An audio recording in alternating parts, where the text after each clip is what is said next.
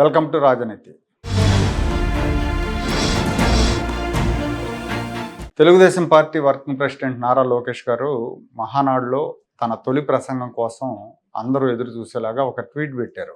మహానాడులో TDP working ప్రెసిడెంట్గా నా తొలి ప్రసంగంలో పెద్ద అనౌన్స్మెంట్ ఉంటుందని ఆయన పోస్ట్ చేశారు. దీని మీద తెలుగుదేశం క్యాడర్లో రకరకాలుగా ఊహాగానాలు మొదలైనవి. లోకేష్ ఏమి అనౌన్స్ చేయబోతున్నారా అన్న చర్చ స్టార్ట్ అయింది.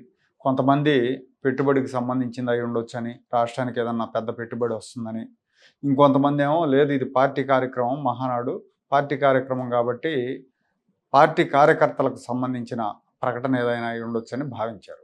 లోకేష్ బిగ్ అనౌన్స్మెంట్ ప్రభుత్వానికి సంబంధించింది కాదు, పెట్టుబడులకు సంబంధించింది కాదు.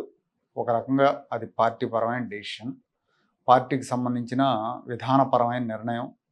మహిళలకు పార్టీ పదవుల్లో చట్టసభల ఎన్నికల్లో 33% రిజర్వేషన్ అమలు చేయబోతున్నామని లక్షల మంది తెలుగుదేశం కుటుంబ సభ్యుల హర్షధ్వానాల మధ్య లోకేష్ ప్రకటించారు. మన పార్లమెంట్లో మహిళా బిల్ కేంద్ర ప్రభుత్వం, ఎన్డీఏలో ఉన్న పార్టీలందరూ మద్దతు తెలిపి మహిళల కోసం రిజర్వేషన్ డీలిమిటేషన్ బిల్ మనం ప్రవేశపెట్టాం. మనం స్త్రీ శక్తిని నమ్ముకున్నవారం. ఆ బిల్కి సంపూర్ణ మద్దతు మనం తెలిపాం. కానీ ప్రతిపక్షంలో ఉన్న కాంగ్రెస్ పార్టీ, దాంతోపాటు ఉన్న కొంతమంది అలయన్స్ పార్ట్నర్స్ అందరూ ఆ బిల్లు ముందరికి వెళ్లకుండా చేశారు. అందుకే ఈ వేదికగా నేను ఒక ప్రతిపాదన చేస్తున్నా. రాబోయే రోజులు పార్లమెంట్లో బిల్ పాస్ అయినా అవ్వకపోయినా తెలుగుదేశం పార్టీ కనీసం 33% స్థానాలు మహిళలకి రిజర్వ్ చేయాలని నేను ఈ సభాముఖంగా తీర్మానం చేస్తున్నా. అంటే కనీసం 33% సీట్లు మహిళలకు అందించాలని. Today from this sacred Mahanadu stage I propose that in the 2029 elections Telugu Desam party should allocate 33% seats to women, not as a slogan but as a commitment. యాక్చువల్గా మహిళా రిజర్వేషన్ బిల్లు చట్టంగా మారడానికి ఢిల్లీలో ఎదురు చూస్తూ ఉంది. దానికి అనేక ఆటంకాలు గత కొన్నేళ్లుగా. మన పార్లమెంటు ప్రత్యేక సమావేశంలో కూడా ఈ బిల్లు ఆమోదం పొందలేకపోయింది. వచ్చే ఎన్నికల లోపు ఇంకోసారి కేంద్రం మహిళా బిల్లును లోక్సభలో ప్రవేశపెడుతుంది. 2029 ఎన్నికల్లో ఖచ్చితంగా మహిళా బిల్లు అమలవుతుందన్న వార్తలు అయితే ఉన్నాయి. కానీ కేంద్రం మళ్ళీ ప్రవేశపెట్టినా పెట్టకపోయినా, ప్రవేశపెట్టినాక ఆమోదం పొందినా పొందకపోయినా తెలుగుదేశం పార్టీ వైపు నుంచి 33% మహిళా రిజర్వేషన్ అమలు చేయాలని నిర్ణయించారు. లోకేష్ దాన్ని మహానాడు వేదికగా ప్రకటించారు. ఈ నిర్ణయంలో భాగంగా కింది స్థాయి నుంచి పై స్థాయి వరకు మహిళలకు 33% పదవులు ఇస్తారు. అలాగే 2029 అసెంబ్లీ ఎన్నికలు, లోక్సభ ఎన్నికల్లో కూడా 33% మహిళలకు టిక్కెట్లు ఇస్తారు. లోకేష్ ముందుగా పేర్కొన్నట్టు ఇది ఒక బిగ్ అనౌన్స్మెంట్.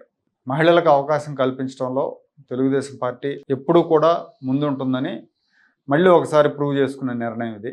ఈ నిర్ణయంతో చాలామంది కొత్త నాయకులు, కొత్త తరం రాజకీయాల్లోకి, ప్రభుత్వంలోకి వచ్చే అవకాశం ఉంది.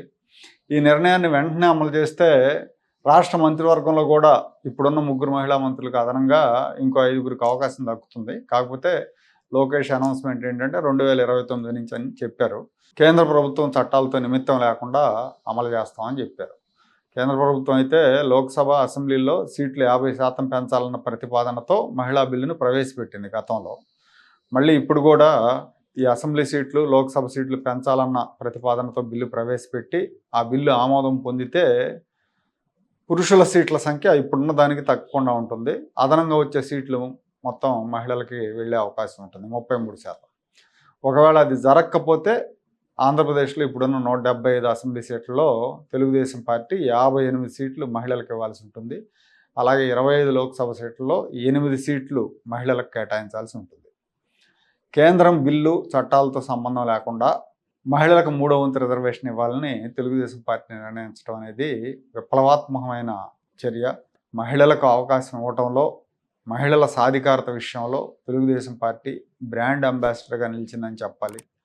ఎన్టీఆర్ హయాం నుంచి కూడా ఆ పార్టీ మహిళలకు ప్రాధాన్యత ఇస్తూ ఉంది. ఎన్టీ రామారావు గారు మహిళలకు ఆస్తిలో ఆస్తి హక్కు కల్పించారు. అలాగే రాజకీయంగా మంచి అవకాశాలు ఇచ్చారు. ఆర్టీసీలో కండక్టర్లుగా మహిళలకు అవకాశం ఇచ్చింది కూడా ఎన్టీఆర్ హయాంలోనే. చంద్రబాబు నాయుడు గారు ముఖ్యమంత్రి అయిన తర్వాత అదే ఒరవడి కొనసాగించారు. డ్వాక్రా సంఘాలను ప్రోత్సహించడం ద్వారా మహిళా సాధికారతకు కృషి చేశారు. మహిళా పారిశ్రామికవేత్తలని ప్రోత్సహిస్తున్నారు. ఇప్పుడు మహిళా బిల్లు పాస్ అయినా అవ్వకపోయినా 29 ఎన్నికల్లో మహిళలకు 33% అవకాశం ఇస్తామని ప్రకటించడం ఒక మేజర్ డెసిషనే కాదు, ఒక సాహసోపేతమైన నిర్ణయం అని కూడా చెప్పాలి.